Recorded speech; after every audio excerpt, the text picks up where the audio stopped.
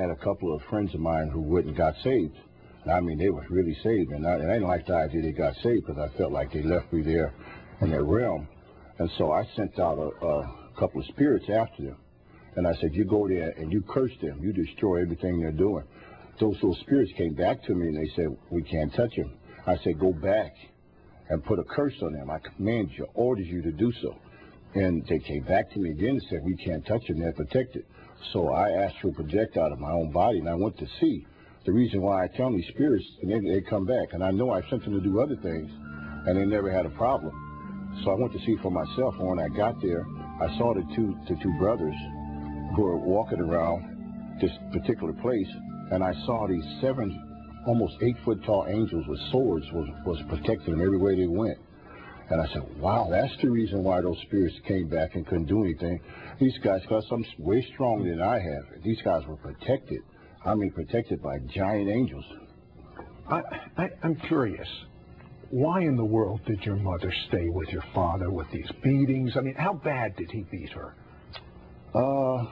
He beat her to the point now where she doesn't have any sight. Why did she stick around? Back in those days, Sid, you know, it was different from these days. They taught you to stay with the man for the children's sake. And a lot of the old school women, they did that for the sake of the children. And my mother was one. She was one that believed that. Okay, these spirits are communicating with you now on a regular basis. And they even taught you as a young child how to get high off of a melting, a plastic gun?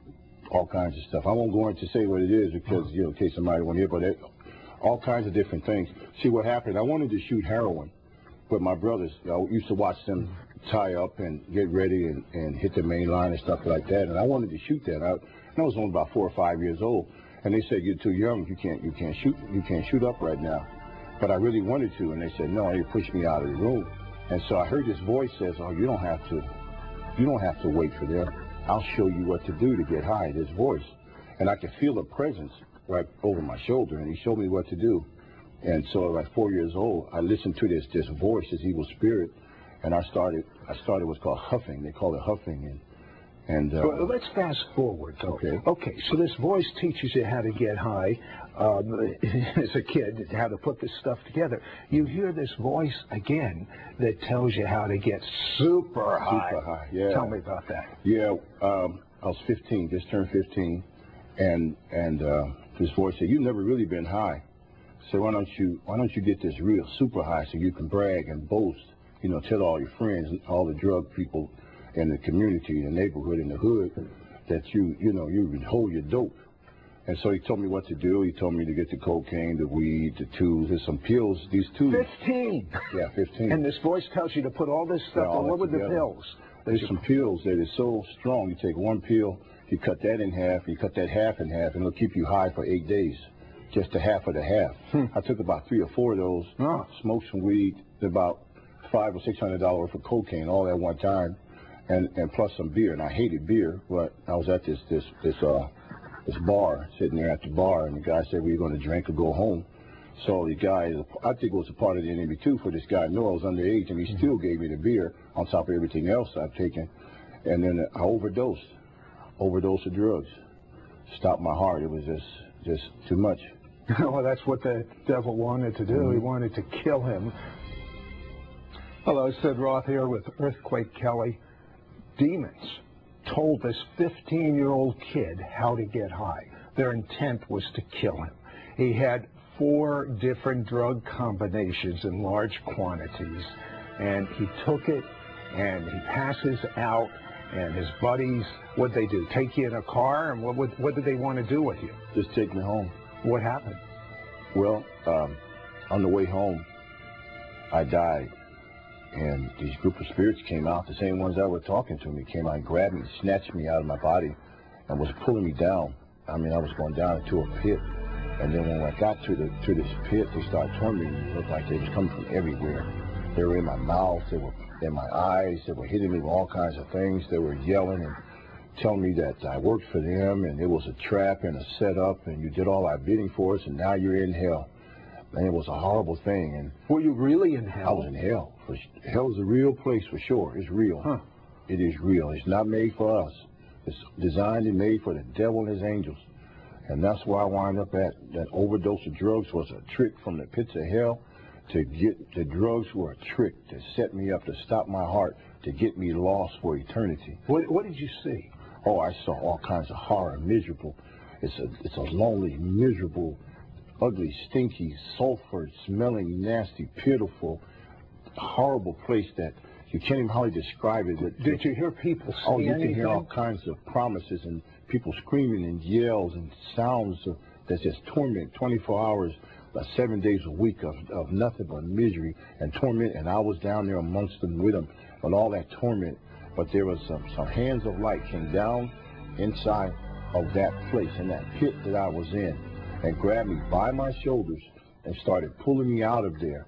And I could see, and even as I was pulling out of there, said those spirits were still trying to hold on to me, saying, he's ours, he belonged to us. But that hand of light pulled me and took me out of there and put me back in my body. And it says, because of your mother's prayers, that's what I'll never forget, you were spared. And because you were chosen to do a work for us. But it kept saying, because of your mother's prayers. Who was saying that? That was God's voice. That was God who said, because of your mother's prayers. And that's what I heard. And I sat up and I said, oh God, I've been to hell. And at that point, I didn't even know to thank God because I was so wicked and such a wizard and everything like that. But I knew that something had happened. But you were still, you were kind of messed up physically. I was messed up really bad. I was messed up, and my mind was messed up, the optic nerve, because it messed up parts of my body. I realized I couldn't walk. And so when I came back into my body, the people that was driving the car, they opened the car door and they said, get out. And I tried to walk, but I fell over to the ground because the lower extremities didn't work. And so I had to pull the top of my body all the way up the stairs.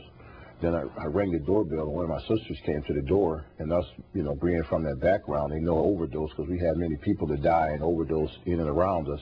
The next night, she said, oh, you going back? I said, no, I'm not going back to church no more. I'm finished with church. And I got the drug deal, big one, the real big one, the biggest one we ever had. She said, no, you're going to church. So I said, okay, I'll go to church. About 2 or 3 days of that, the preacher said, hey, you back in the back, young man. And I didn't know he was talking to me. I thought he was talking to somebody else. So everybody in the church turns around. So I turned around too, said, hey, young man, he's talking to you. But there wasn't nobody else back there but me. I said, oh, man, he's talking to me. And so he said, come up here in the front. God wants to save you. And I said, oh, man, I got mad. I said, I don't want this Jesus stuff. I got things to do. But I heard a voice that I never heard before. He says, I love you. Remember when you had the gun to your head and the gun wouldn't go off, but it went up in the air? He said, that was me. Remember when you were almost killed? Remember you were set up to do this and that drug deal went bad and this, that, and another. He said, all those times I saved you, I spared you. He said, come up here, I want to save you and use you. And I got out of that seat, went to the front, and the pastor told me everything that I've been. He told me like he was there with me as I was growing up. He gave me all. He just read everything off to me. So you were this, you put curses on people, you did that. He told me everything. I said, how do you know all of that? You don't know me. But it was God that told him. And at that time, God was speaking to me, too, at the same time. He said, I'll use you. I can do more for you. And I said, hold it, God, hold it. I said, you know what I do. I do bad things to people. I said, but if you want me, you're going to have to do more for me than I was for the devil, because I'm a wicked person. I put curses on people, and they die, and I do bad stuff. But thanks be to God, sis. He saved me. It's like a ton of bricks fell off of me. And I tell you, he's been using me ever since.